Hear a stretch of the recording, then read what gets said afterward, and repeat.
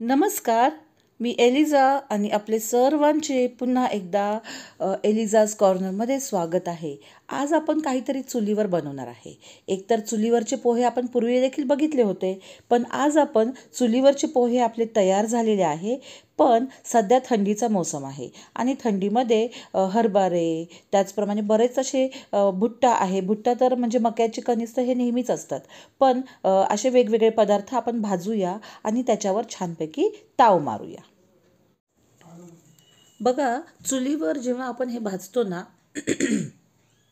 तर किती छान प्रकारे हे जी टेस्ट आहे ना ही वेगळीच होते. आणि इथं आम्ही काय आयडिया केलेली आहे की जेव्हा चुलीमध्ये आपण पूर्ण हरभऱ्याची पेंडी टाकतो तर ते सगळे जे दाणे आहेत ना ते चुलीमध्ये ते जळू शकतात. म्हणून एका साईडला थोडेसे निखारे आपण बाजूला घेतलेले आहेत आणि बाजूला घेतल्यामुळं काय होणार आहे की हे जे हरभऱ्याचे दाणे आहेत तर हे साईडलाच खाली पडतील. आपण सर्व वेचून घेऊ शकतो आणि मग त्याच्यावर छानपैकी ताव मारू शकतो. बघा, मस्तपैकी साईड बाय साईड हरभरा भाजत आहे, मका भाजत आहे आणि आपले जे पोहे आहेत ते गरम देखील व्हायला सुरुवात झालेली आहे.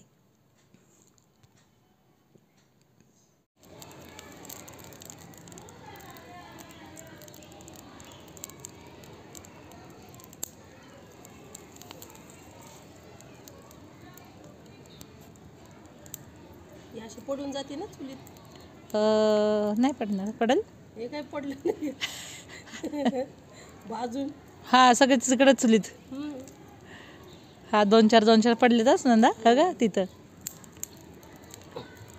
तिथं पण तुमचं टोक आहे ना त्याच्या खाली 2 पडलेत.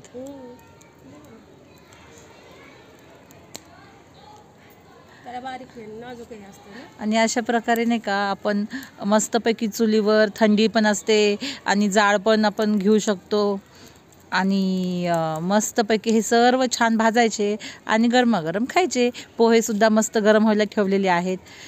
पोहे तयार झालेत, पण त्याच्या खाली पाणी गरम करून ठेवलेलं आहे आणि पाण्यामध्ये थोडं स्टीम होईल, मग ते छान लागतील. थंडीचा महिना सुरू झाला ना, थंडी म्हटल्यावर माझं तर आवडतं, एकदम म्हणजे आवडता सीझन आहे. खूप जणांचा आवडता असतो. तर आपण मस्तपैकी चुलीवर गरमागरम पोहे केलेले आहे.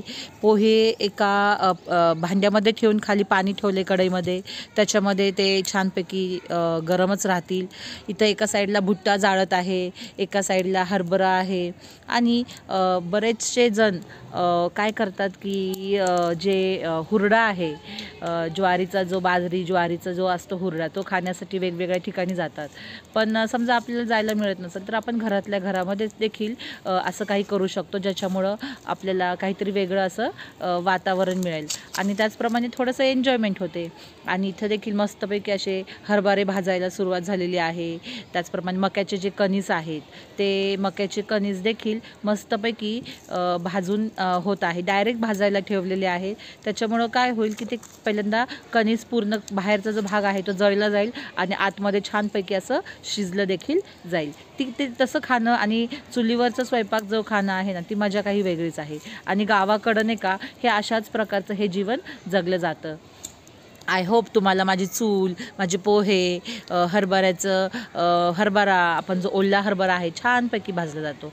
थंडीमध्ये हरभरा आपल्याला मिळत राहतो आणि मस्तपैकी असं धूर आहे. पूर्वी धूर म्हटल्यावर नको वाटायचं, आता म्हणजे धूर आणि चुलीवरचा स्वयंपाक हा हवासा झालेला आहे. तर अशा प्रकारे सुंदर असं मस्त असं चुलीवरचा स्वयंपाक आणि हा धुराळा आणि ही जी मिळणारी ऊब आहे याच्यामध्ये हे सर्व प्रकार चालू झालेले आहेत. आणि जर तुम्ही अजूनपर्यंत एलिझाज चॅनलला सबस्क्राईब केलं नसेल तर तुम्ही एलिझाज कॉर्नरला सबस्क्राईब करू शकता, की तुम्हाला अशा वेगवेगळ्या रेसिपी पाहण्यासाठी, वेगवेगळे एक्सपिरियन्स बघण्यासाठी, कधी गावाकडचं चुलीवरचा स्वयंपाक तर कधी एखाद्या ठिकाणी गावाला भेट, अशा प्रकारे मी तुम्हाला दाखवण्याचा प्रयत्न करेल. बघा, काही नाही म्हणजे शून्य असं खर्च आहे इंधनाचा, कारण जे निसर्गाने दिलेले लाकडं वगैरे आहेत बघा, हे सगळे लाकडं हे सर्व आपण जाळण्यासाठी वापरतो. हे सुंदर झाड आहे, हा सुंदर असा परिसर आहे, मस्तपैकी बघा किती छान वाटत आहे. आणि ह्या सर्व अशा सुंदर अशा वातावरणामध्ये आपण काय करत आहे, मस्त चुलीवर असं चुलीवर जे जाळ आहे त्या जाळामध्ये आपण शेक घेत आहे आणि मस्त वाटत आहे. आय होप तुम्हाला माझा हा व्हिडिओ आवडला असेल. जर तुम्हाला हा व्हिडिओ आवडला तर नक्की लाईक आणि सबस्क्राईब करा माझ्या चॅनलला. असेच लहान लहान व्हिडिओ घेऊन मी एलिझा पुन्हा पुन्हा तुम्हाला भेटायला येत राहील. तोपर्यंत स्वतःची जिथे आहे तिकडे खुश राहा, स्वतःची काळजी घ्या. परिवाराची काळजी तर आपण घेतच असतो, स्वतःची काळजी घेणं देखील जरुरी आहे. आणि मस्तपैकी एन्जॉय करा माझ्या व्हिडिओला. धन्यवाद. Bye bye. See you. Take care. May God bless you all dear friends. हां, याला काय म्हणतात? याला हे हरभरे भाजल्यानंतर गावाकडे हरभरा हुळा हे भाजून असे सुंदर छान लागतात.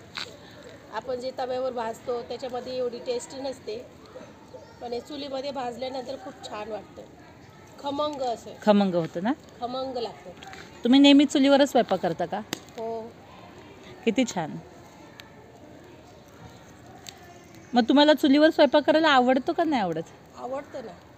आवडतं ना. गॅसवर पण आवडतं, पण चुलीवर जास्त आवडतं.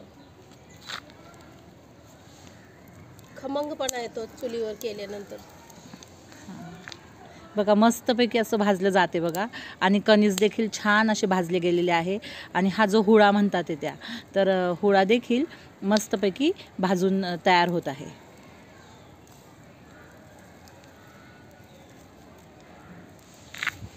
आणि बघा हे असे ना,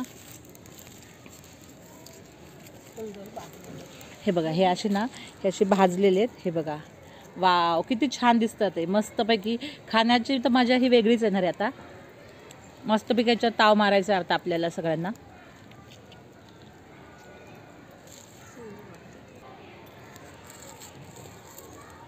आई राखेमध्ये हे करायची.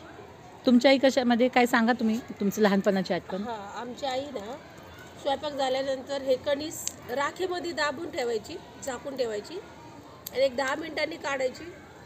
तर तो कणीस आहे ना इतकं सुंदर भाजल्या जायचं ना, आम्ही खूप आवडीने खायचो. थँक्यू. खूप टेस्टी टेस्टी लागतं ना. लहानपणाची तुमची आठवण लहानपणाची म्हणजे. आठवण.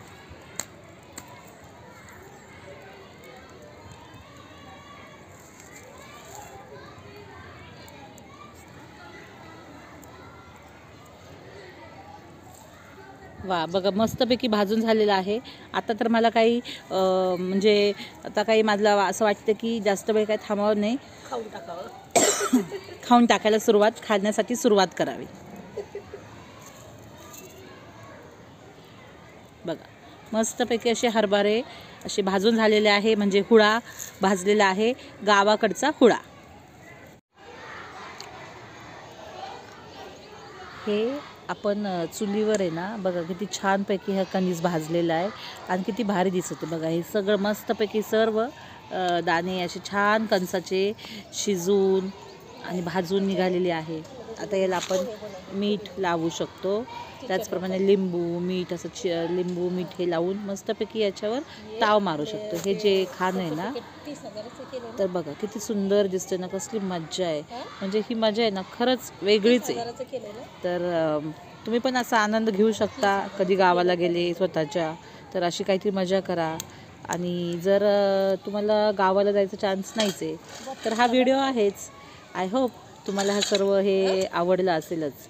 आणि मस्तपैकी आपलं हे हे आहेत कणीस मस्तपैकी भाजून आपण याच्यावर छानपैकी ताव मारू शकतो.